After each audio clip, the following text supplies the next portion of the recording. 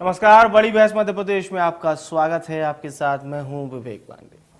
भोपाल स्थित मुख्यमंत्री निवास में बुधवार देर रात तक चली शिवराज कैबिनेट की बैठक में 118 प्रस्तावों को मंजूरी दी गई। कैबिनेट के फैसलों के मुताबिक कर्मचारी चयन मंडल की प्रतियोगी परीक्षाओं के लिए अब वन टाइम परीक्षा शुल्क लिया जाएगा। रजिस्ट्रेशन भी वन टाइम होगा।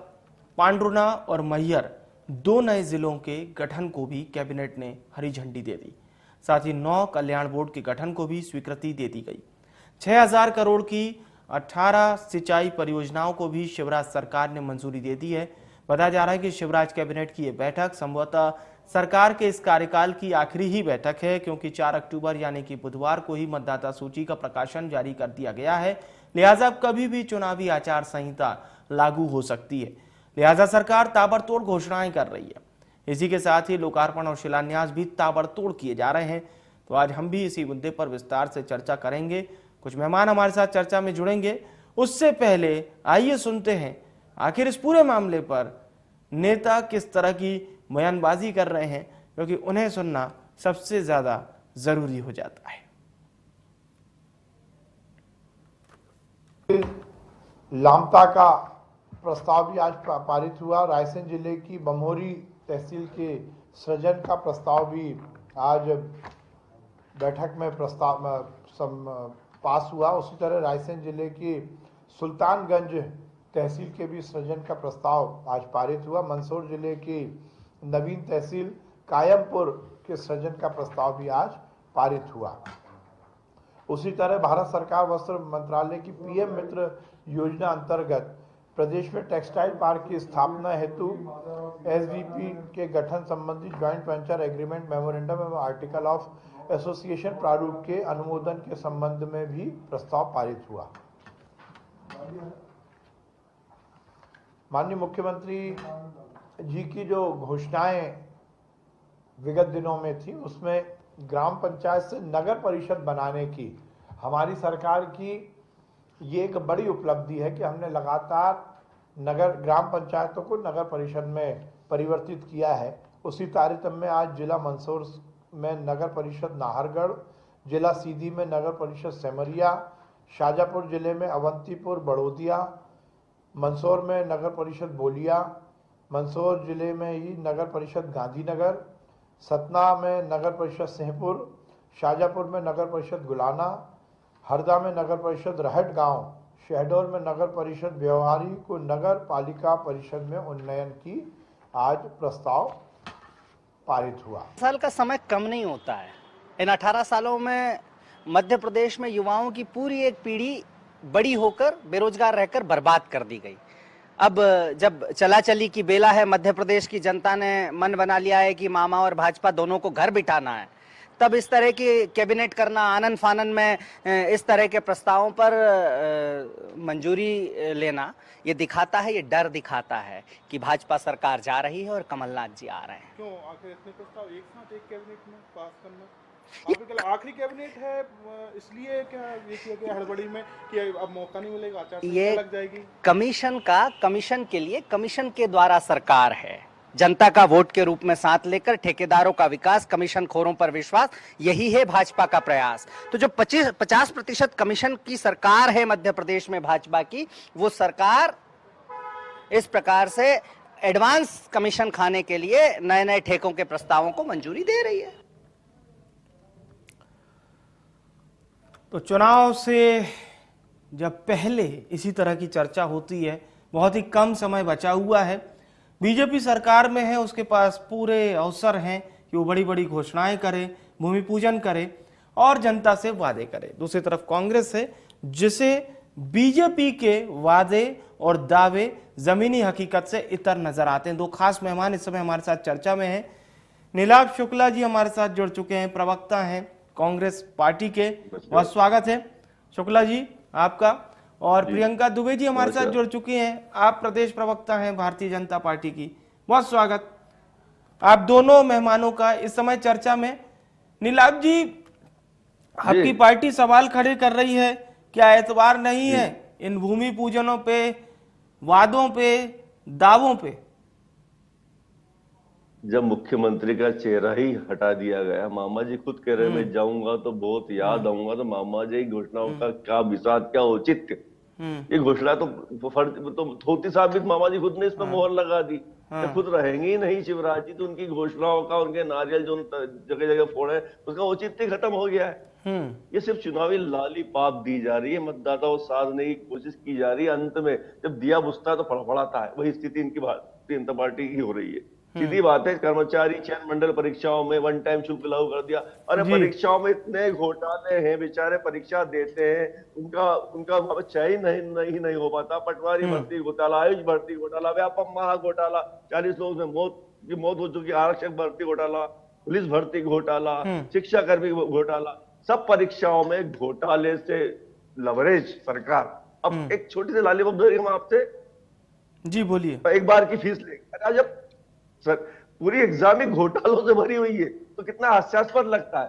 आपने कहा सोसर की जनता मांग कर रही थी, सोसर एक तहसील है, सड़कों पर आंदोलन कर रही थी किसे जिला बनाया जाए, आपने पांडुना को बना दिया, सोसर अलग कर दिया। और मेहर की बात करें, मेहर की तो 2018 में कमलनाथ जी ने घोषणा की थी जिला बनाने की, 1 अक्टूबर 2018 में, सॉरी 18 के समय हमारी सरकार थी, वो आपने वो चुरा ली। तो सीधी बात है, कांग्रेस की योजनाओं की नकल कर रहे हैं। ये सीधी चुनावी लालीपाप। दूसरी बात, जब अंतिम समय बचा आपका कुछ ही दिनों में, अब आचार संहिता लगने वाली है, अब आपको सब चीजों की याद आ गई। 18 सालों के बाद आपने 118 घोषणाएं बिना रुके कर दी। तो ये सीधी बात है, चुनावी लालीपाप जनता को दी जा रही, भ्रमित की जा रही है। जनता इनसे बहुत अच्छे समझ चुकी, इनकी घोषणा का औचित्य ही नहीं रहा है। इनकी घोषणा सिर्फ हास्यास्पद हो गई, जनता इनकी घोषणाओं पे हंसती। तो ये आपको क्या लगता है कि जनता इन घोषणाओं पर एतबार करेगी या नहीं? निश्चित रूप से नहीं करेगी जनता। आज तक इनकी कोई घोषणा पूरी हुई ही नहीं है। इन्होंने आप कल्याण बोर्ड का गठन कर, ये कल्याण बोर्ड खुद के कल्याण के लिए करते हैं। उमा भारती जी का बयान आपने सुना है, ये विकास ठेकेदारों को हुआ है, भाजपा के नेता को हुआ है, जनता का विकास नहीं हुआ। तो कल्याण बोर्ड जितने भी थे, इनमें इनने अपना खुद का कल्याण कर लिया। कल्याण बोर्ड अब तो ये लगने लगा है कि उमा भारती जी के जो बयान है वो कांग्रेस को ज्यादा पसंद आ रहे हैं। चलिए प्रियंका जी का हम रुख करते हैं। वरिष्ठ नेता है, पूर्व मुख्यमंत्री है, ठीक है, कद्दावर नेता है, भारतीय जनता पार्टी के नेता है, क्यों नहीं उन्हें स्पष्ट बयान दिया है, तो निश्चित रूप से उसका सम्मान करना चाहिए। प्रासंगिक तो कांग्रेस की तरफ से ज्यादा हो रहे हैं ना। अब ठीक है, जिस भी परिप्रेक्ष्य में हो रहे हो, प्रियंका जी क्या कहेंगी? अब बहुत कम समय बचा हुआ है चुनाव के लिए। कांग्रेस को ये लगता है साहब कि चुनाव से पहले, यानी आचार संहिता से पहले, सरकार पूरी तरह से घोषणा के साथ ही अब मैदान में जा रही है, यानी कि भारतीय जनता पार्टी। क्या कहेंगी?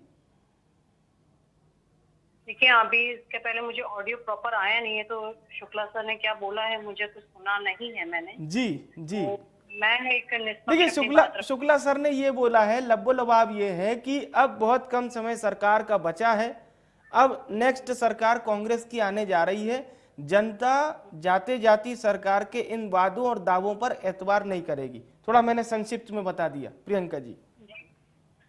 खैर, इन्होंने वही बात कही जो हर चैनल पे इनके प्रवक्ता बोलते हैं, कुछ अलग नहीं बोला इन्होंने। मुझे उम्मीद थी कि शायद ये कुछ एक निष्पक्ष बात रखेंगे, अपनी पार्टी की तरफ से विषय रखेंगे, परंतु ये लोग अपनी पार्टी का विजन तो क्लियर कर नहीं पा रहे हैं। खैर, करेंगे भी कैसे, क्योंकि जब इनके पार्टी का शीर्ष नेतृत्व का कोई विजन क्लियर नहीं है तो उनके प्रवक्ता भी क्या बोलेंगे। सीधी सी बात है, हमारी सरकार जी पिछले वर्षों में भी और लगातार आज तक भी 2003 के अगर आप आंकड़े किसी भी क्षेत्र में देख लीजिए, चाहे महिलाओं के सशक्तिकरण के क्षेत्र में देख लीजिए, चाहे युवाओं के क्षेत्र में देख लीजिए, चाहे कृषक के क्षेत्र में देख लीजिए, चाहे सिंचाई के क्षेत्र में देखिए, चाहे बिजली के क्षेत्र में देख लीजिए, जिस तरह से एक बीमारू राज्य आज विकसित राज्य और स्वर्णिम मध्य प्रदेश की तरफ अग्रसर है, तो वो हमारे शीर्ष नेतृत्व माननीय मोदी जी के और हमारे माननीय मुख्यमंत्री जी के नेतृत्व में आगे बढ़ा है। तो इन्हें भले कोई भी चीजें घोषणाएं लगती होंगी जो कि ये लोग करते आए हैं और आज तक कभी तक इन्होंने उसको लागू नहीं किया। इसका सबसे बड़ा साक्षी ये है कि जिन योजनाओं को लेके और जो जुमलेबाजी करके ये लोग सरकार बनाए थे, उसी को इन्होंने जब जमीनी स्तर पे लागू नहीं किया, तो माननीय ज्योतिरादित्य सिंधिया जी ने जब इनसे कहा, तो इनका खुद का था कि उस चीज को ग्राउंड पे लागू नहीं कर सकते थे। यहाँ तक कि इन्होंने खुद अपने ही मंत्री को कह दिया था कि आप चाहो तो सड़क पर उतर सकते हो, आपको जो करना वो आप कर सकते हैं। और उसी का परिणाम ये हुआ कि माननीय ज्योतिरादित्य सिंधिया जी ने इनकी पार्टी का दामन छोड़ करके भारतीय जनता पार्टी को अपना समर्थन दिया, और उपचुनाव में अभी भारतीय जनता पार्टी को पुनः जनता ने अपना विश्वास जताते हुए स्वीकार एक किया, चर्चा इन्हें नकार दिया। बहुत प्रासंगिक हो रही है, ये चल रही है कि भारतीय जनता पार्टी के जो सीनियर नेता हैं, जो कई दशकों तक बीजेपी की सेवा की है, जिसमें उमा भारती हैं, रघुनंदन शर्मा हैं और भी कई वरिष्ठ नेता जो वर्तमान राजनीति में भले ही बीजेपी के उतने सक्रिय ना हो, लेकिन वो जो बयान दे रहे हैं वो कांग्रेस को बहुत ज्यादा माइलेज दे रहे हैं अपने बयान से। और आप लोग ना तो उनके बयान को डिनाई कर रहे हैं ना सपोर्ट कर रहे हैं, इस पर थोड़ा सा सवाल खड़ा हो रहा है। चाहे उमा भारती तो लगातार बयान दे रही हैं काफी। देखिए, भारतीय जनता पार्टी कम परिवार ज्यादा है। यहाँ पर उनकी राय, उनकी सहमति असहमति हर चीज मायने रखती है। अगर उन्होंने कोई बात कही है तो मंच पे उनको कहनी होगी, उन्होंने कही भी होगी, और उनका आशीर्वाद फिर भी ये आप कई मंचों पे आप ये बात सुन सकते हैं कि माननीय मुख्यमंत्री जी ने सदैव ये कहा है कि वो जो उमा जी हैं उन्हें हमेशा कभी बड़ी बहन कभी माँ के रूप में देखते हैं, और जहाँ उनका मार्गदर्शन होता है उन्होंने माननीय मुख्यमंत्री जी को सदैव मार्गदर्शन किया भी है। तो ये हमारा पार्टी का इंटरनल मामला है जी। परंतु नहीं, लेकिन तो वही बड़ी बहन जाकर वो तो समाज में सीधे कहती हैं कि बीजेपी का आए चाहे कांग्रेस का, उस व्यक्ति से ये पूछना कि हमारे लिए आप क्या करोगे, ऐसे वोट मत दे देना। तो ये हमें थोड़ा नहीं, ये तो गर्व का विषय है ना। ये तो गर्व का विषय है। लेकिन आप लोग रिपीट नहीं करते उनके बयान को। मैं वही कह रही हूँ कि अगर उन्होंने ये बात कही है तो ये हमारे लिए गर्व का विषय है कि वो ये विश्वास जानती है कि जिस समय अगर किसी मतदाता ने पूछ ली कि आप हमारे लिए क्या करेंगे, तो हमारे पास सैकड़ों ऐसे कार्य हैं जो हमने जनता के हित के लिए किए हैं और जनता के लाभार्थ के लिए किए हुए हैं। तो हम आश्वस्त हैं, हमें कोई दिक्कत ही नहीं है अगर आप ये बात पूछते। और हमें हमारे शीर्ष नेतृत्व को हम पे इतना विश्वास है, माननीय अगर हम बात करें हमारी उमा दीदी हैं, उन्हें हम पे इतना विश्वास है कि वो ये बात बिल्कुल डंके की चोट पे कह रही है कि आप पूछिए, क्योंकि उन्हें विश्वास है कि उनकी पार्टी ने इतना कार्य किया है।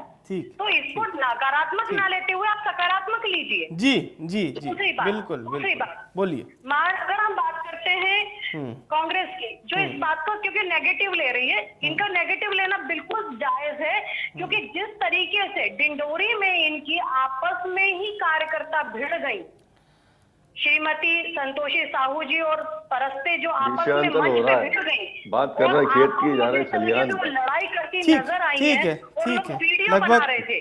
आक्रोशी आंदोलन में लोग वीडियो बना रहे थे, ना कि महिलाओं को अलग करते और उनको समझाते। और ऐसे ही कई उदाहरण आपको देखने को मिलेंगे, नर्मदापुरम में है और भी जगह पे इनके कार्यकर्ता आपस में बिगड़ रहे हैं। तो मेरा ये मानना है कि इनको अपनी पार्टी की अंतः कला को देखना चाहिए, बजाय दूसरों के बयानों को पकड़ के उसका गलत विश्लेषण करना। उचित तो ये होगा कि ये अपने मंच को संभाले, तो इनसे समाप्त नहीं बन रहा। अभी तक तो ये अपने चेहरे प्रत्याशी घोषित नहीं कर पाए हैं। कुछ समय में चलिए एक जवाब हम नीलाभ जी से ले लेते हैं। नीलाभ जी, लीडरशिप को लेकर सवाल ये खड़ा हो रहा है कि केंद्र की जो लीडरशिप है उसका मध्य प्रदेश में इन्वॉल्वमेंट बहुत नगण्य हो रहा है। बीजेपी कह रही है कि कमलनाथ जी ने जब से मोर्चा संभाला है, कमलनाथ जी चाहते नहीं है कि केंद्र का कोई नेता यहाँ आए, और केंद्र के नेता जो है वो कमलनाथ जी को पसंद नहीं कर रहे। तो क्या ये बात सही है जो इस समय अफवाह भी चल रही है, और चाहे बीजेपी के एलिगेशंस हों दोनों चीजों को लेकर? देखिए, मेरी भाजपा की बहन ने जो भी उनसे बात कर रहे थे खेत की जाए थी खलियान पे, इन्होंने एक भी बात का सीधा जवाब नहीं दिया।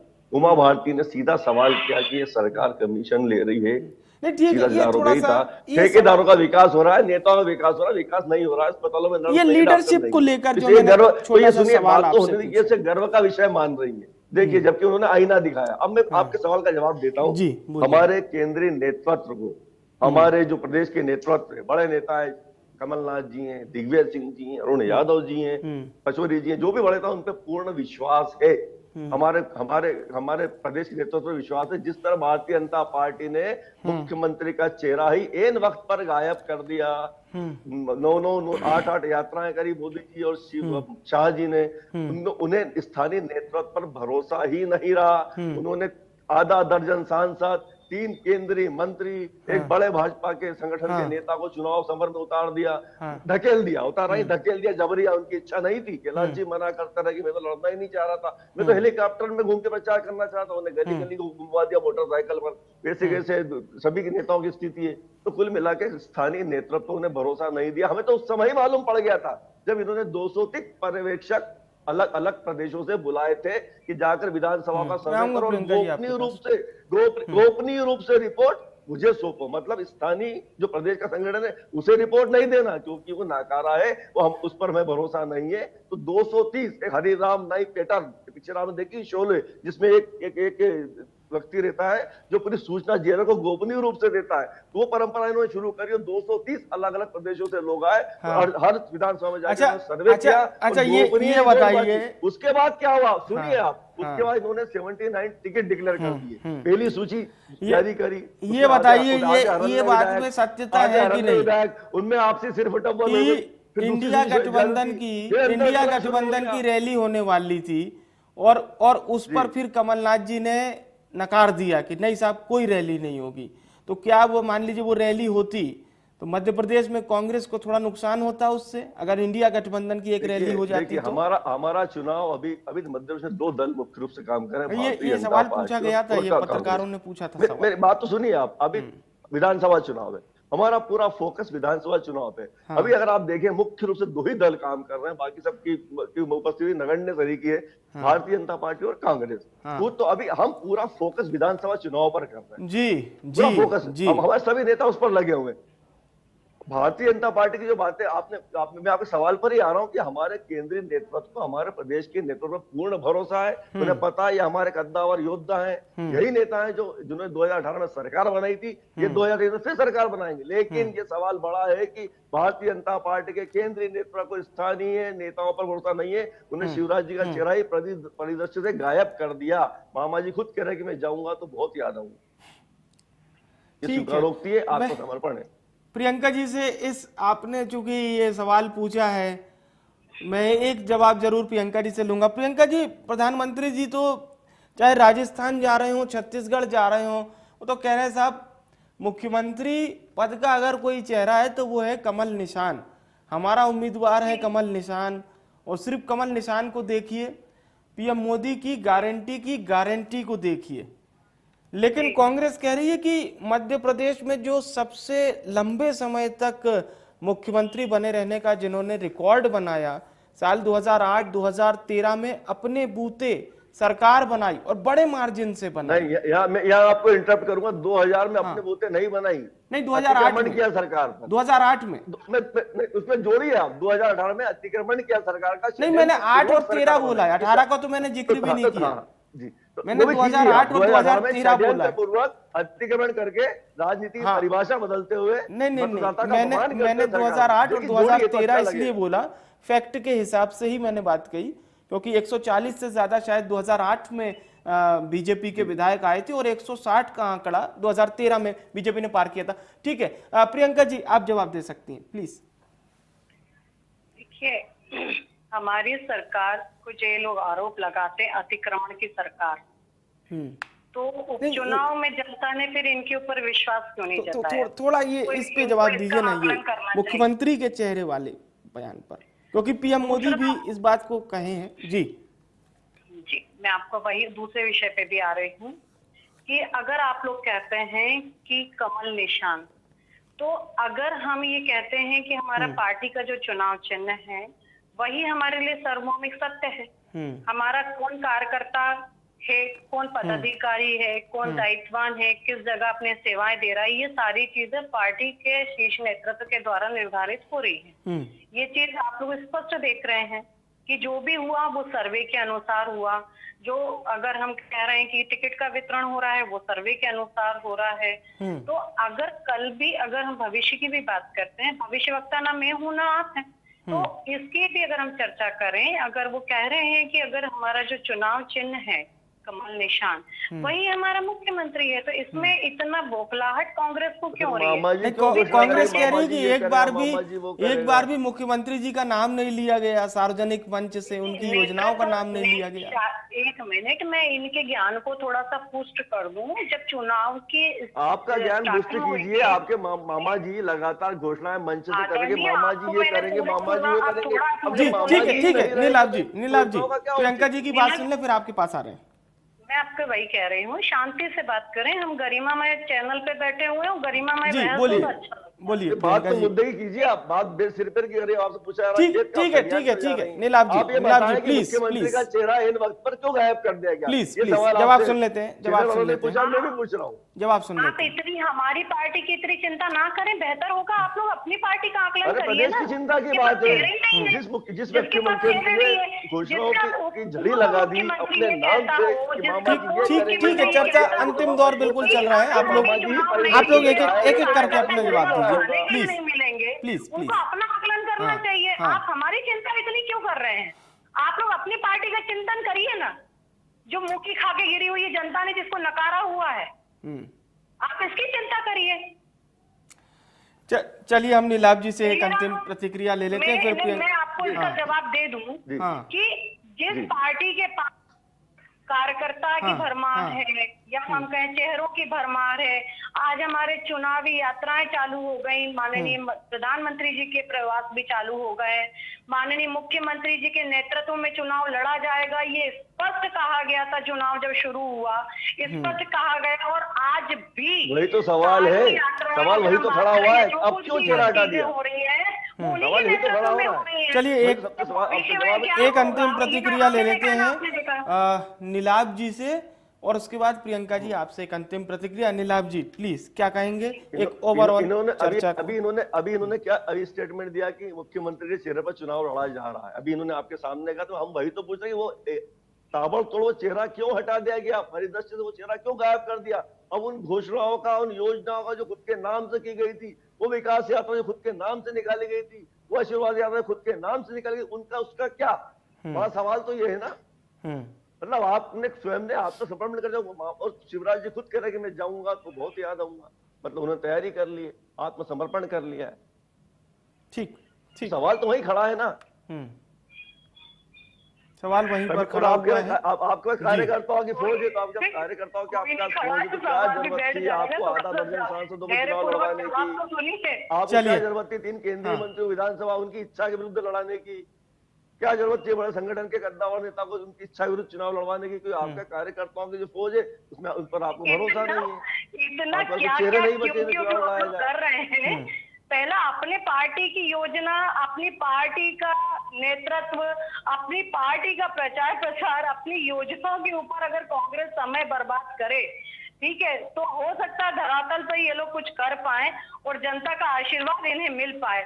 परंतु जिस तरह से ये लोग हमारे को जनता का आशीर्वाद, हमारी जन आक्रोश यात्रा को अपार जन समर्थन मिला है। आपका आशीर्वाद यादव पूरी तरह खिलाफ हो गई, कार्यकर्ता एक दूसरे को आशीर्वाद नहीं दे पाए, जनता तो बहुत दूर की बात। चलिए अब चर्चा आप समाप्त करते हैं। समय हमारे पास चर्चा का समाप्त हो चुका है। बहुत बहुत मैं शुक्रिया करूंगा प्रियंका दुबे जी आपका, नीलाभ शुक्ला जी आपका बहुत बहुत धन्यवाद हमारे साथ चर्चा में जुड़ने के लिए। बात हो रही थी मध्य प्रदेश के आगामी चुनाव को लेकर और दोनों ही पार्टियों की तैयारियों को लेकर।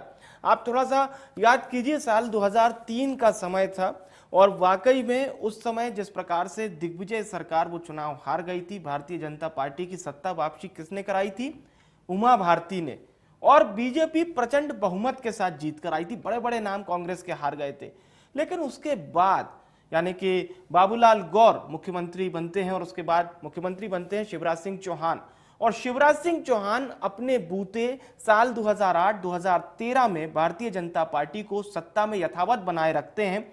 और उसके बाद साल आता है 2018 में बीजेपी सरकार नहीं बना पाती है। 109 सीटों के साथ बीजेपी सत्ता यानी कि बहुमत से दूर रह जाती है। तो दूसरी पार्टी कांग्रेस 114 सीटें लेकर आती है और 7 विधायकों को एड ऑन करते हुए वो 121 के साथ सरकार बनाती है।